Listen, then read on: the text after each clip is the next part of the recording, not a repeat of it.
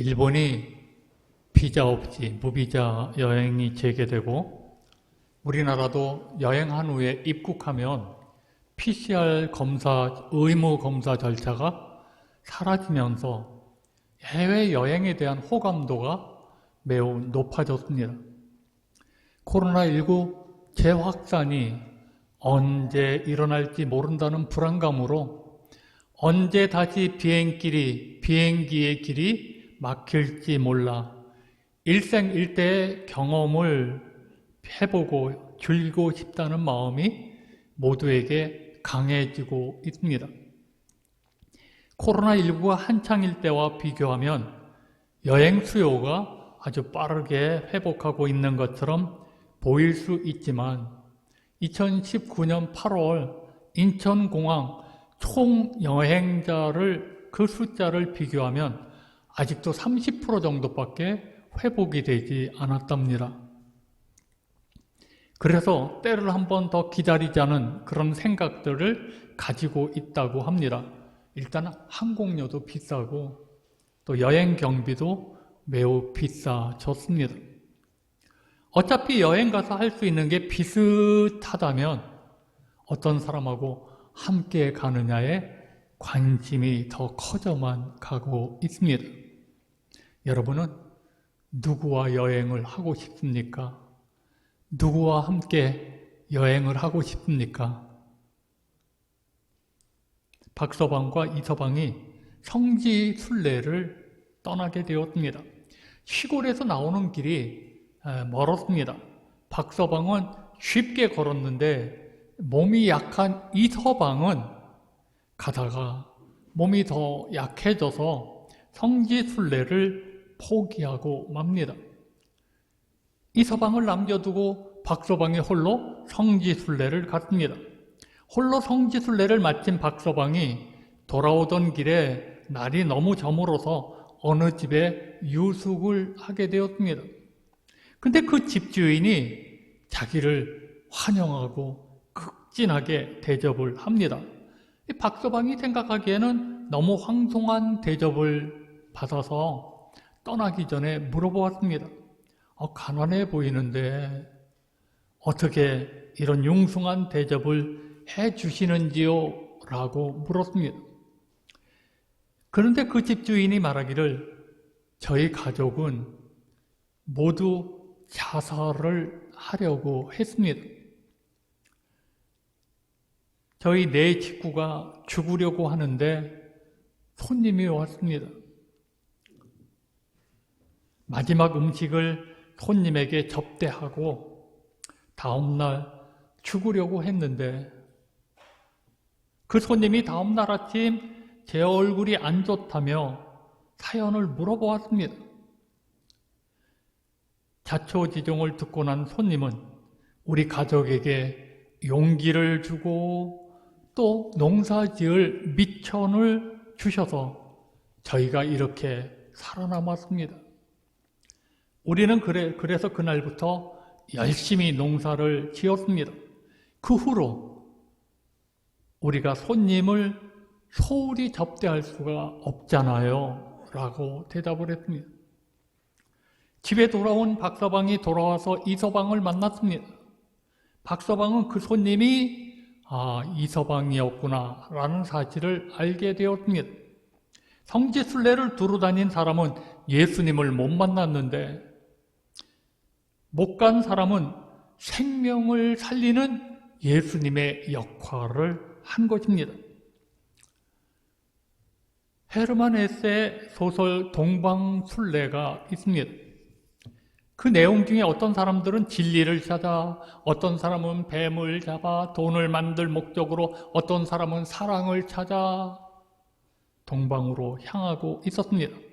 근데 동방으로 여행하는 순례단 중에 레오라는 하인이 있었습니다. 많은 사람들이 먹고 자고 걷는 동안에 그는 언제나 묵묵히 섬기는 일에 열중하였습니다. 순례자들이 힘들어할 때 노래를 불러주고 휘파람을 불어주고 지친 그들에게 활력을 불어 넣었습니다. 레오는 사람들을 마주치기만 해도 무엇을 도와드릴까요? 라고 물었습니다. 그런데 어느 날 갑자기 레오가 일행 중에 보이지를 않습니다. 그가 사라진 것입니다. 순례자들은 그가 해를 당한 것이 아닌가 걱정하며 찾아 나섰습니다. 근데 그때부터 그가 없는 여행길은 기쁘지 않았습니다. 서로 다투기 시작합니다. 결국은 순례를 포기하기에 이르렀습니다. 사람들은 비로소 레오가 순례단을 이끈 진정한 리더였음을 깨닫게 됩니다. 먼 후일에 그들이 레오를 만나서 알게 된 충격적 사실입니다. 충격입니다. 그가 하인이 아니라는 거예요. 바로 그들을 파송한 교단의 지도자였다는 거예요. 섬기는 그곳에 진정한 평화가 있습니다. 섬기는 그곳에 희망이 있습니다. 희망이 있는 그곳은 살맛이 납니다. 오늘 본문에 여자들이 나옵니다. 그들은 한결같이 가난하고 비천하고 고생스럽고 병들어서 살아가던 여자들입니다. 그렇지만 그들은 예수님을 만나서 거듭나고 변화를 받은 후에 제2의 인생을 살았습니다. 예수님을 극진히 섬겼습니다. 3절에는 아예 자기들의 소유로 예수님의 일행을 섬겼다고 했습니다. 이 여자들이 자기들의 소유로 주님을 섬겼다고 하는 말은 굉장한 뜻이 있는 말씀입니다. 이 여자들은 한결같이 보잘것없는 여자들이었기 때문입니다. 본문 2절에 또한 악귀를 쫓아내심과 병 고침을 받은 어떤 여자들 곧 7 귀신이 나간 자 막달라인이라 하는 마리아와 악귀를 쫓아내심과 병 고침을 받은 어떤 여자들이라고 합니다. 예수님을 만나 고침받은 이 은혜를 잊지 않고 예수님이 십자가에 못 박히는 곳까지 따라가서 섬겼으며 예수님의 부활을 목격한 주인공들입니다. 그들은 자신들이 가지고 있는 것으로 극진하게 예수님과 그 일행을 섬겼다고 했습니다. 어느 공동체이든 그것이 가정이든 그것이 학교이든 그것이 교회이든 직장이든지 섬김을 받으려는 사람은 많습니다. 반면에 섬기려고 하는 사람은 적습니다. 섬기는 자리는 언제나 비어 있습니다. 예수님은 말씀하시기를 이 세상의 집권자들은, 이 세상의 권력자들은 백성을 강제로 지배하고 권력으로 누른다. 그러나 누구든지 높은 사람이 되고자 하는 자는 섬기는 자가 되고, 누구든지 으뜸이 되고자 하는 사람은 모든 사람의 종이 되어야 한다. 나는 섬김을 받으러 온 것이 아니라 섬기려고 왔고 또 많은 사람들을 위하여 대성물로 대신해서 죽으려고 왔다 라고 말씀하십니다. 이 말씀은 가치관의 일대 혁명입니다. 예수님은 제자가 되려면 섬기려는 분명한 의식이 있어야 한다는 것입니다.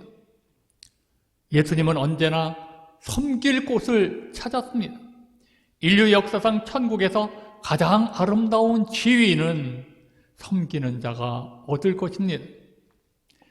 역사학자인 아놀드 토인비는 이런 말을 했습니다. 역사는 지배적 소수와 창조적 소수가 있는데 지배적 소수가 있을 때, 지배적 소수가 많을 때 역사는 퇴보하였고 창조적 소수가 역사를 발전시켰다. 그렇다고 하면 우리 글로리아 교회가 하나님의 교회로서 부흥하고 귀하게 쓰임 받으려면 섬기려고 하는 창조적인 사람들이 많아져야 합니다. 섬기려는 믿음의 성도가 많아야 아름답고 예수 향기 나는 교회가 될 수 있는 것입니다. 오늘 본문을 통해서 섬기려고 두루 다니시는 예수님의 모습과 함께하는 제자들과 예수님을 섬기려고 하는 여자들을 통해서 함께 은혜를 받고자 합니다. 첫째는 예수님은 두루 다니셨습니다. 1절입니다. 그 후에 예수께서 각 성과 마을에 두루 다니시며 하나님의 나라를 선포하시며 그 복음을 전하실세 12 제자가 함께하였고 예수님은 성과 마을을 두루 다니셨다고 하셨습니다. 예수님께서 각 성과 촌을 두루 다니신 것을 보여주고 있습니다. 이 마을에서 저 마을로 이동을 하셨습니다. 여행하셨다는 것입니다. 저도 어디 다니는 것을 참 좋아하는 사람이고 또 여러분들도 어디 간다고 하면 좋아하는 사람들인데 우리 예수님도 성과 촌을 두루 다니셨습니다. 우리는 예수님께서 왜 그렇게 두루 다니셨는지 그 이유를 바로 뒷부분에서 찾게 됩니다. 하나님의 나라를 선포하시며 하나님의 나라를 선포하시며 그 복음을 전하실세. 주님이 두루 다니신 이유는 하나님의 나라를 선포하기 위해서입니다. 여기 하나님의 나라를 선포한다는 것은 하나님께서 통치하신다는 것, 곧 하나님이 우리의 왕이 되셔야 한다는 것을 선포했다는 말입니다. 우리 주님은 우리에게 가장 필요한 것이 바로 하나님의 나라임을 알기에 그 하나님의 나라를 선포하신 것입니다. 이 세상에 사는 사람들은 누구나 두루 다니면서 삽니다. 우리도 이 세상을 살면서 두루 다닙니다. 성경에 보면 또 다른 두루 다녔던 자가 나옵니다. 욥기서 1장 7절에 여호와께서 사탄에게 이르시되 내가 어디서 왔느냐 사탄이 여호와께 대답하여 이르되 땅을 두루 돌아 여기저기 다녀왔나이다. 두루 다니는 자가 있는데 바로 사탄입니다. 우리 예수님도 두루 다니셨는데 사탄도 두루 돌아다닌다는 것입니다. 사탄이 두루 돌아다니는 것은 어떻게 하면 사람들을 미혹하고 넘어뜨릴까 하고 삼킬 자를 찾아다닌다는 것입니다. 이렇게 예수님과 사탄은 전혀 반대의 일을 하면서 두루 다닌 것입니다. 예수님은 두루 다니면서 하나님의 나라를 선포하고 죄 가운데 매인 백성, 사망에 매인 백성, 또 병에 매인 사람들을 다 풀어주시고 고쳐주셨습니다. 낙심한 자를 일으켜 세워주셨습니다. 예수님은 영혼 구원을 위해 두루 다니신 것입니다. 그러나 사탄은 삼킬 자를 찾으려고 두루 돌아다닙니다. 우리는 당연히 예수님을 닮아야 합니다. 우리가 두루 다니면서 남을 잘되게 해야 합니다. 생명의 복음을 전하여 영혼 구원하는 자로 살아야 합니다. 우리도 두루 다니면서 살리는 운동을 해야죠. 살리는 운동을. 그리스도인들은 사탄의 정체를 알아야 합니다. 그래야 바른 신앙생활을 할 수 있습니다. 사탄은 간교한 두 가지 방법으로 우리에게 다가옵니다.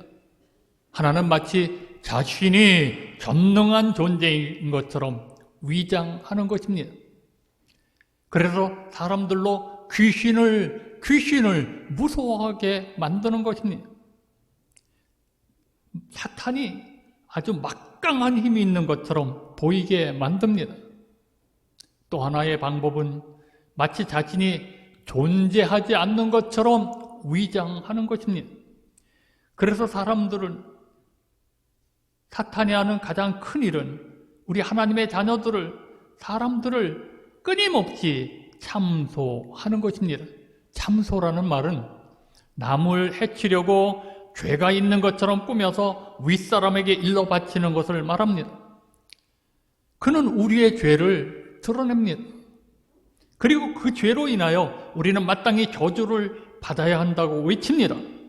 이렇게 사탄은 두루 돌아다니며 삼킬 자를 찾고 있습니다. 그의 목적은 단 하나 인간들을 하나님의 품에서 떼어놓는 거예요. 하나님의 품에서 떼어놓는 것입니다. 사탄은 이간을 지킵니다. 이간질은 타인을 해코지 하는 일입니다. 이제 우리도 생명을 살리는 예수님처럼 하나님의 백성으로서 예수님의 제자로서 두루 다니며 영혼을 구원하는 자가 되어야 합니다. 예수님은 병을 고치기 위해서, 귀신을 내쫓기 위해서 세상에 오신 분이 아닙니다. 세상에 있는 모든 귀신 들린 사람에게 귀신을 다 쫓아내신 것이 아닙니다. 세상에 있는 모든 병자들을 다 치료하지도 않았습니다. 다만 몇몇 사람들을 고쳐주셨을 뿐입니다. 예수님이 그렇게 하신 것은 그 일이 예수님이 이 땅에 오신 목적이 아니라는 것입니다. 하나님의 나라를 선포하고 복음을 전하고 영혼을 구원하시기 위해서 오신 분이라는 것입니다. 두 번째 봅시다. 12 제자가 함께 하였습니다. 본문 1절입니다. 그 후에 예수께서 각 성과 마을에 두루 다니시며 하나님의 나라를 선포하시며 그 복음을 전하실세 12 제자가 함께 하였고. 예수님은 두루 다니면서 누구와 함께 하셨습니까? 12 제자가 함께 하였습니다. 이 12 제자가 예수님과 함께 두루 다녔습니다. 제자들과 같이 두루 다니신 것은 이유가 있습니다. 제자들과 함께 두루 다니면서 예수님이 무엇을 하시는지 잘 보여주신 것입니다. 그들은 예수님과 함께 두루 다니면서 예수님을 배웁니다. 원래 제자들은 처음부터 하나님의 일을 잘하는 사람들은 없습니다. 아닙니다. 우리와 비슷한 사람들입니다. 늘 서로 자기 주장만 하고 하나님의 나라를 선포하기보다는 자기 이익을 추구하던 자들이었습니다. 그때 예수님과 두루 다니면서 제자들은 주님의 모습을 보고 배웁니다. 영혼을 구원하기 위해 하나님의 나라를 섬기는 자로 변하게 된 것이죠. 우리도 살아가면서 누구와 함께 하느냐 하는 것은 너무나 중요합니다. 늘 예수님과 동행하는 자들은 두루 다니면서 복음을 전하는 것을 배웁니다. 예수님과 함께하였던 제자들이 훗날 두루 다니면서 복음을 전하고 약한 성도들을 굳세게 세웠던 것입니다. 예수님이 두루 다니면서 오늘 12 제자와 함께하였다는 것을 누가복음을 기록한 누가는 강조하고 있습니다. 예수님의 복음 전파에는 12 제자가 같이 하였고 예수님께 은혜를 받은 여인들이 자기들의 소유를 들어서 예수님과 일행을 섬겼던 것입니다. 우리가 주님의 은혜로 생명의 구원을 받았더니 우리도 주님을 섬기는 것은 당연한 일입니다. 우리도 이제 내 주변을 돌아보셔야 합니다. 나는 누구와 함께하고 있습니까? 나와 가까이 하는 내 주변의 사람들은 예수님을 닮은 믿음의 사람들인가 살펴보셔야 합니다. 나 자신도 분명히 교회에 나와 예배 시간에 함께 앉아 있는 것 말고 예수님과 함께 하지 않는다면 예수님 보실 때 얼마나 답답하시겠습니까? 마가복음 3장 14절 15절에 이에 12를 세우셨으니 이는 자기와 함께 있게 하시고 또 보내사 전도도 하며 귀신을 내쫓는 권능도 가지게 하려 하심이러라. 여러분, 예수님이 제자들을 택한 이유에 대해서 마가는 첫째로 예수님은 함께 하고 싶어서 함께 있게 하시고 함께 하려고 제자들을 택하신 것입니다. 여러분, 예수님이 나를 택하여 이렇게 예수 믿게 한 것은 가장 중요한 것은 나하고 같이 하고 싶어 합니다. 나하고 같이 있기를 원하십니다. 예수님과 함께하는 성도, 그리고는 두 번째가 그 제자들을 보내사 전도도 하게 하시고 귀신을 내쫓는 권능 있는 삶을 살라는 것입니다. 우리는 이 세상에 태어나서 즐기다가 가는 사람들이 아닙니다. 예수님과 함께해야 하는 성도입니다.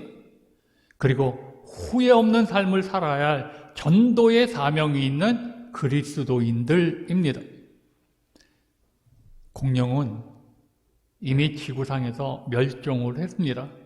근데 곤충이나 포유류는 아직도 살아남아 있잖아요.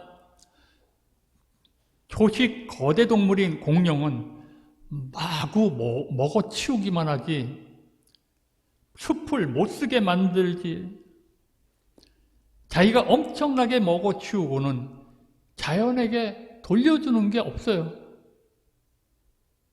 곤충들은 몸에 꽃가루를 묻혀 공중에 날림으로써 식물을 계속 번식시켜 나갑니다. 포유류도 속씨 있는 식물들만 골라 따먹고 그 씨를 뱉거나 배설하여 퍼뜨립니다. 여러분, 우리도 없어지고 사라지는 존재가 아니라 예수님과 함께하며 우리를 보내셔서 두루 다니게 하시며 살리는 자가 되라는 예수님의 말씀을 들어야 합니다. 마지막 세 번째는 섬기는 여인들 2절과 3절입니다. 또한 악기를 쫓아내심과 병 고침을 받은 어떤 여자들 곧 7 귀신이 나간 자 막달라인이라 하는 마리아와 헤롯의 청지기 구사의 아내 요한나와 수산나와 다른 여러 여자가 함께하여 자기들의 소유로 그들을 섬기더라. 여러 여자가 자기들의 소유로 예수님과 제자들을 섬겼다는 그런 말입니다. 옛날이나 지금이나 여자 성도들이 남성 성도들보다 더 헌신적이죠.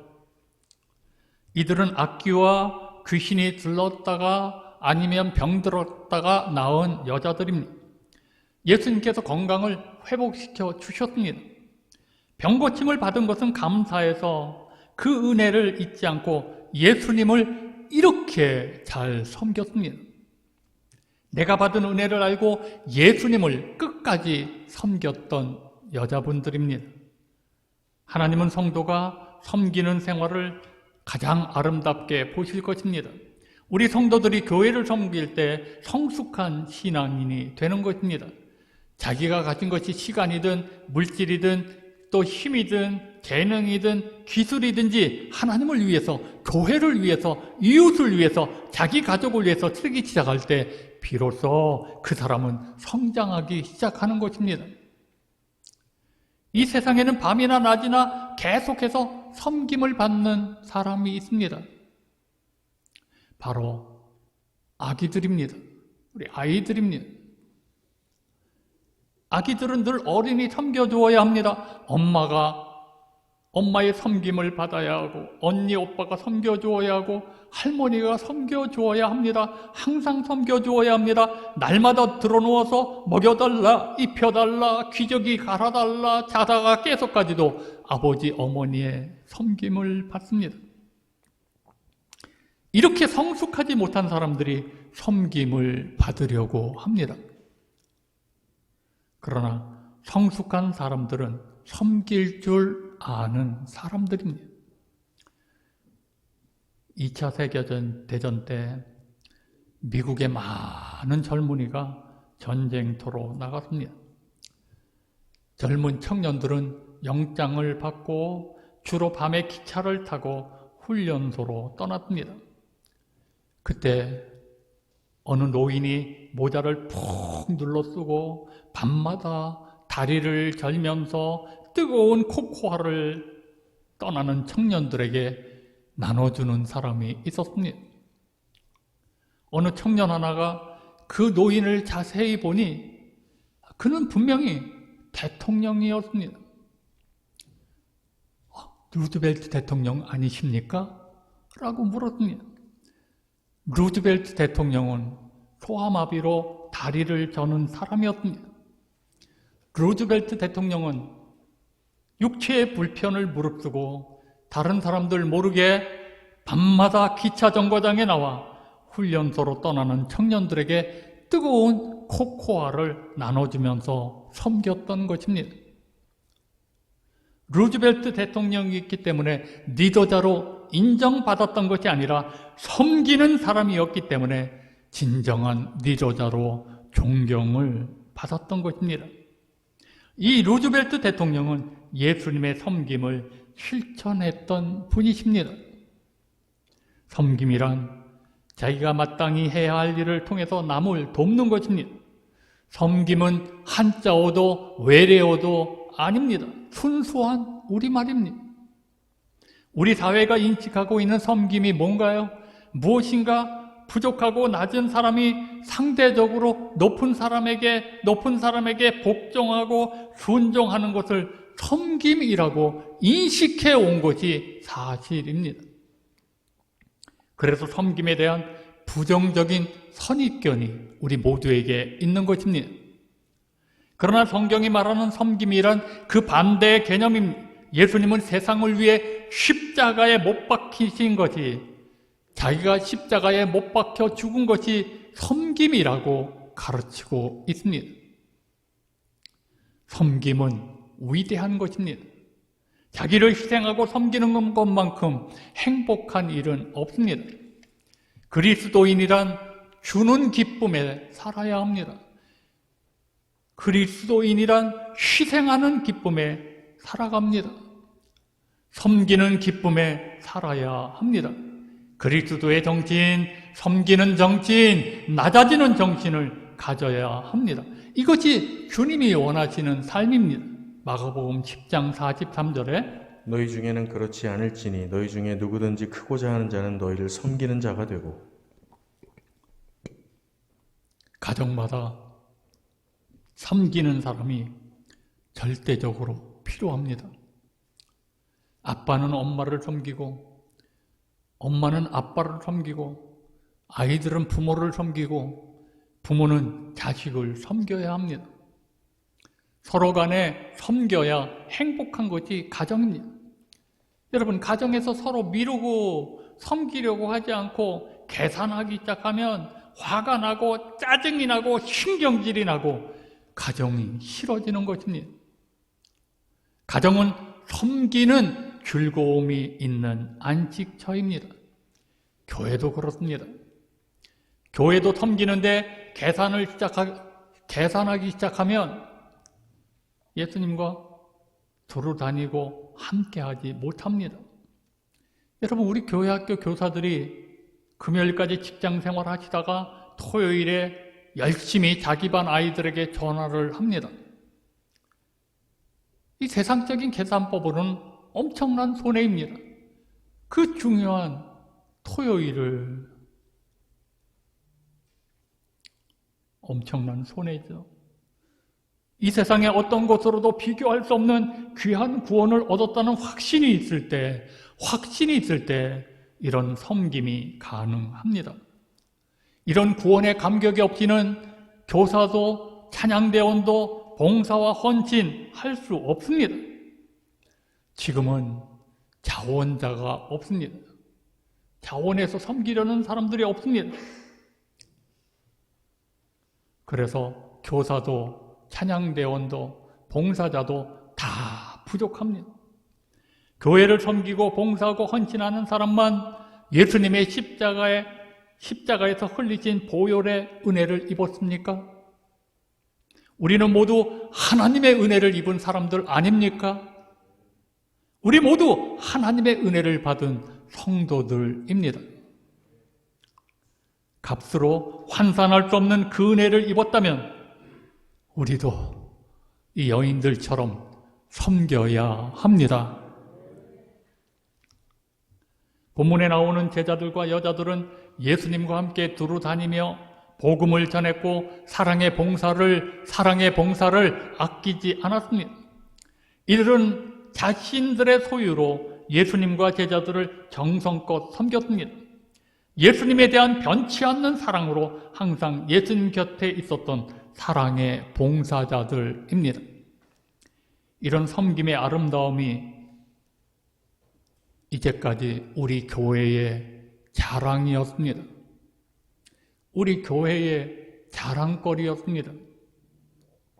더 자랑스러운 성도와 더 자랑스러운 교회로 성장하기 위해 이 한 주간, 여러분, 이 한 주간 예수님을 생각하고 복음을 전하는 것을 생각하고 예수님과 함께 두루 다니면서 다른 분들을 교회로 초청해 주시기를 바랍니다.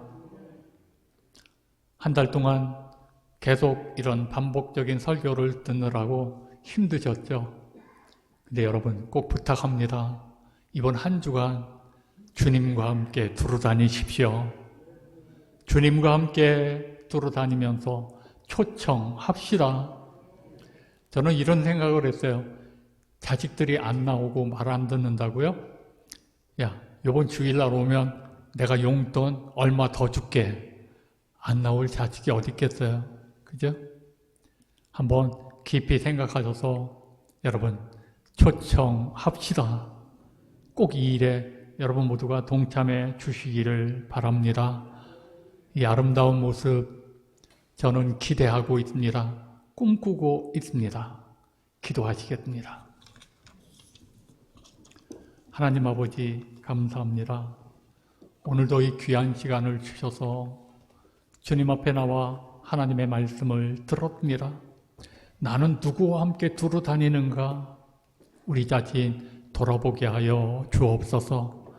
내가 있으면 사람들에게 용기를 주고 또 희망을 주고 살리는 자의 역할을 하는가? 우리 자신 돌아보게 하여 주옵소서. 모든 영광 주님께 바치오며 예수님의 이름으로 간절히 기도드리옵나이다. 아멘.